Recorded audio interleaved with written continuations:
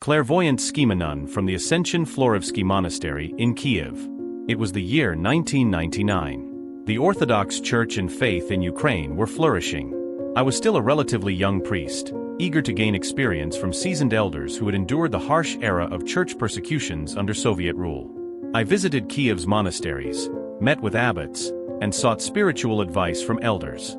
Many believers came to our hospital chapel, joyful that a church had opened within the hospital, and they told me about places they went to pray and who in Kyiv possessed special spiritual gifts. That's how I learned from pilgrims about the revered elder Schemanun Magdalena from Kyiv's Ascension Florivsky Monastery, who was a spiritual child of the elder Kukshaw of Athos, who spent his last years in Odessa, where he was buried. I visited the ancient women's monastery, found out from the nuns passing by where Mother Magdalena resided, and soon I was standing on her doorstep. A young novice answered, kindly asking what I needed, and I requested to meet Mother Magdalena, introducing myself as a priest from a certain parish. The novice invited me to wait as she went to inform the mother about her visitor.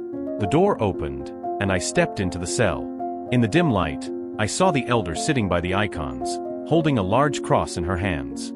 Her head was covered with a black schema embroidered with white crosses, and beneath it, intelligent, piercingly blue eyes met mine. I was momentarily stunned, even swallowing with nervousness.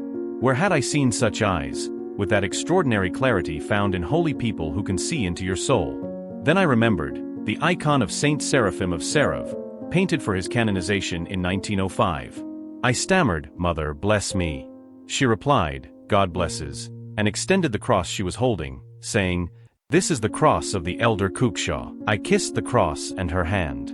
She offered me tea, and while the novice prepared it, I was surprised to learn that Mother Magdalena already knew about me and our hospital chapel. As we spoke, I mentioned that we had many ancient, grace-filled icons. Suddenly, she looked through me and said, "What are icons to you? Planes, airplanes?" Confused, I replied, "What airplanes?" She continued, "Why are you filling the lampadas with fuel instead of oil?" I explained, "It's paraffin oil, sold by church suppliers and used for lamps." She clapped her hands and said, "Would you use this oil yourself? It's motor fuel, chemicals. You wouldn't consume it, but you offer it to God. What did the Bible say about the oil God blessed for the lamps before the altar? The lamps before God's face should burn with pure oil." Mother Magdalena's words stayed with me, and I wondered why I hadn't considered the importance of using pure oil before. It was clearly written in the Bible, in the book of Exodus, "And thou shalt command the children of Israel, that they bring unto thee pure olive oil beaten for the light, to cause a lamp to burn continually." I realized that the Schemanun had a spiritual vision that saw beyond the physical.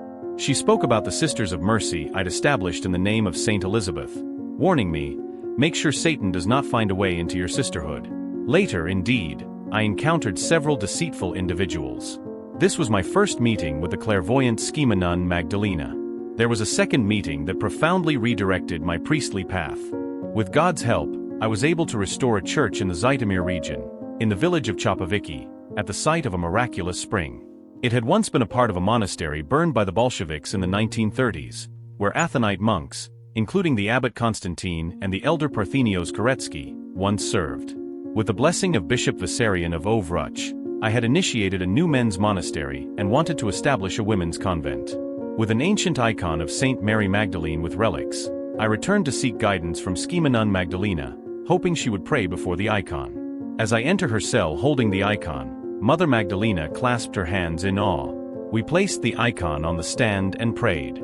After hearing my account of the monastery's history, she turned to the Ivoron icon of the Mother of God and began to pray in silence. After a few moments, she looked at me with that heavenly saintly gaze and said, "You have been told, build it to the left." At that instant, I had a vision of the left bank of the Ursha River, with a valley bathed in light, and her words echoed, "You have been told, build to the left." With this blessing, I left Mother Magdalena's cell. A year later, we set up a cross at the designated site on the left bank of the river. Villagers later told us that, in the 1960s, a woman grazing cattle on that spot witnessed an apparition of the Mother of God in flames, who commanded her not to graze cattle there as it was destined to become a holy site. I never saw Schemanun Magdalena again after that, but I continue to carry in my memory that piercing otherworldly gaze found only in saints, with a heavenly radiant veil. Amen. If you liked this video, please kindly give the video a thumbs up, comment, and don't forget to subscribe to our channel. May the Lord keep you.